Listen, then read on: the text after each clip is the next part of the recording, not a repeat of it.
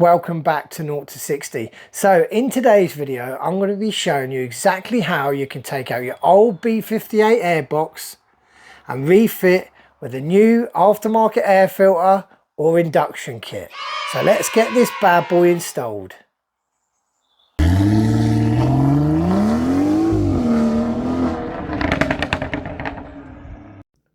So first and foremost, let's get the bonnet open. Don't forget to pull that lever twice.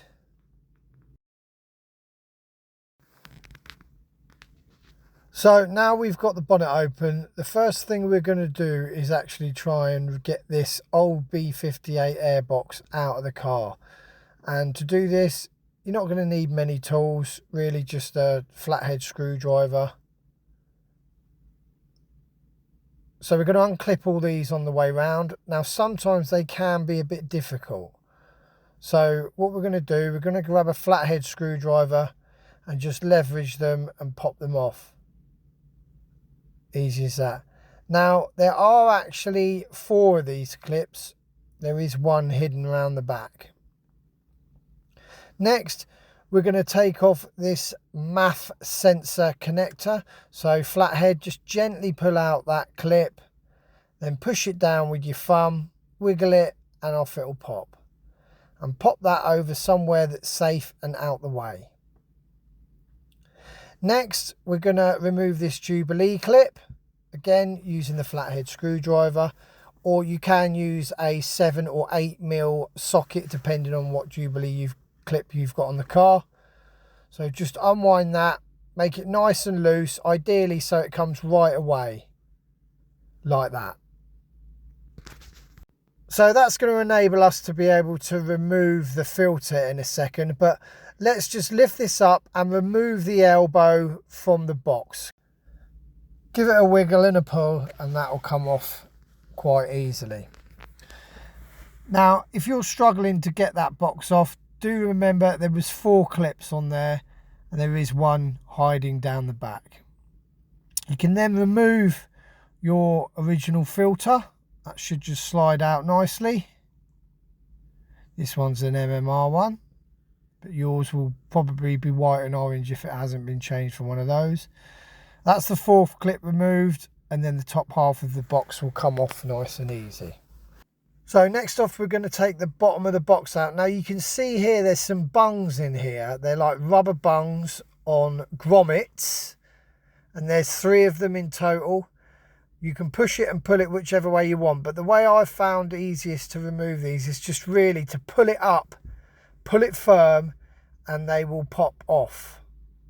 So let's give that a go. Don't be afraid to give it a bit of welly on this because you need to. And there you can see the rubber bungs and grommets are coming off, but as I say, you might need to give it a good, really good pull on this last one. And there we have it, the bottom's coming out now. So remove that, put that safely to one side. Just be careful you don't catch anything with the aluminium heat protection shield.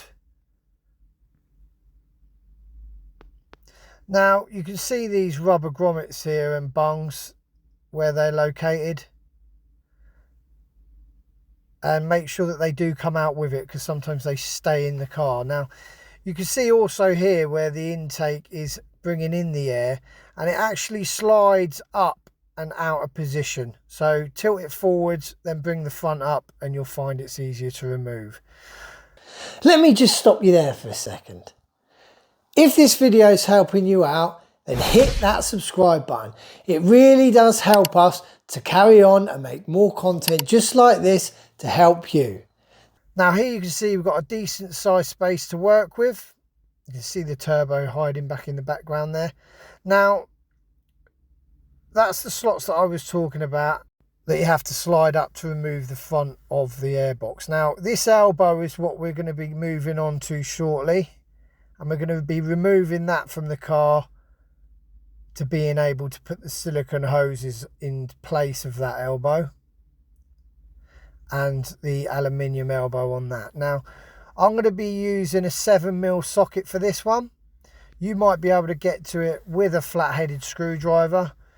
I found it a bit tight, so I'm going to use a small ratchet with a 7mm to reach in and just literally undo that bottom Jubilee clip. So here's a quick close-up so you can see exactly where it's located on the bottom of the elbow. And once you've undone that, got that Jubilee clip nice and loose, then it'll be ready to remove from the car. So once you've removed that, again, pop that somewhere safe. So let's get on to the fun part. So what we're going to do is we're going to get this induction filter put together. Very simple. It just lines up piece by piece, elbow in place. Now you may need to use a 7mm socket or a screwdriver for this, for a couple of the Jubilee clips, but most of these can be done with your fingers because they've got the wing nut style ends on them. Now once we've done that, the most important part is actually getting your MAF sensor onto the new elbow. Now you can see here, this is the old airbox. And what we're going to do, we're just going to get these 2 Torx screws out, and we're going to replace the MAF sensor into the new elbow. Now these are T20 Torx, and we're just going to remove those nice and gently. We don't want to break anything, so we're going in easy with a screwdriver fitment here. And as you can see by the shape of this thing, it just slides in and out, and it actually senses the air coming into the engine and the amount of air that's coming into the engine. Now they do only fit one way. Although it will slide in both ways, the holes will only line up one way. So you can always take the screws out so you can make sure that it's in the right way.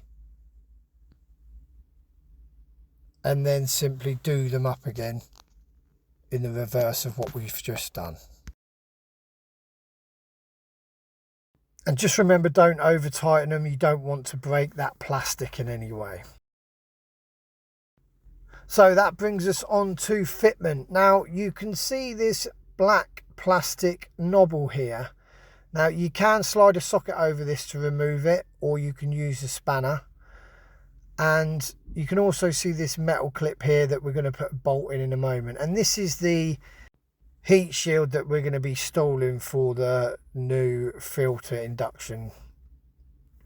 So I've got a little adjustable here that does the job nicely.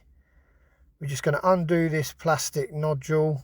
This is what the old airbox actually sat on, and the rubber went over. That's what the ball is on top. This can be reused to hold the new heat shield in place. So there we have a close-up of what you're looking at, and that's what needs to be removed and replaced shortly. So here's the heat shield that we're going to be putting in.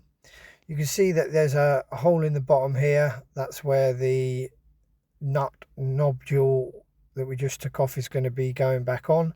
And then you can see at the top as well, there's another hole for a nut and bolt to go through to hold it in place.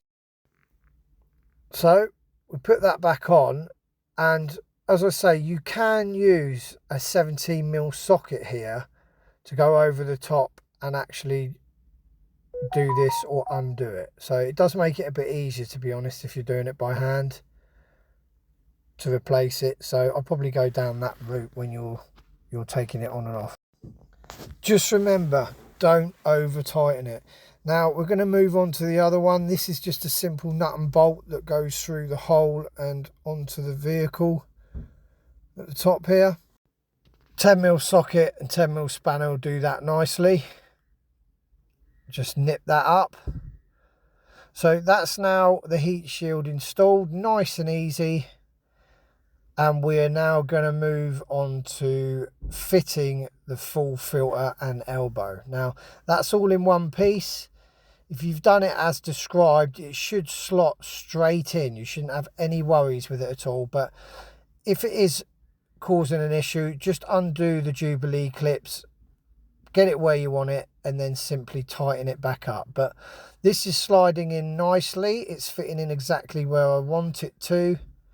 Just make sure that down the bottom there on that elbow that silicone hose is going nicely over the top, and it's worth keeping this nice and loose and out the way so you've got some wiggle room when you do that. So moving it forwards and backwards, or left and right, whichever you prefer to call it, will always help that to squidge down. Once you've got that squidged down, simply do up that last Jubilee clip to tighten it up. Now I will just show you from this angle so you can see exactly what's going on. You just need to make sure that that lower silicone hose is right over that plastic insert that goes inside, like so. Now it's always a good idea just to go over all the Jubilee clips that you've got on this to make sure that they are just tight and nothing's loose. So just give it a double check, make sure it's sitting exactly where you want it. And then finally, we can put this MAF sensor connector back in. So just push that down, make sure it's flush, and then push the little clip back in as well. Now, there are other kits out there, and some of them do have a piece that goes over the top here that covers it all in, but it fits in exactly the same manner. And as easy as that, we've got this kit installed. Now there's only one thing left to do. Let's go and try it out.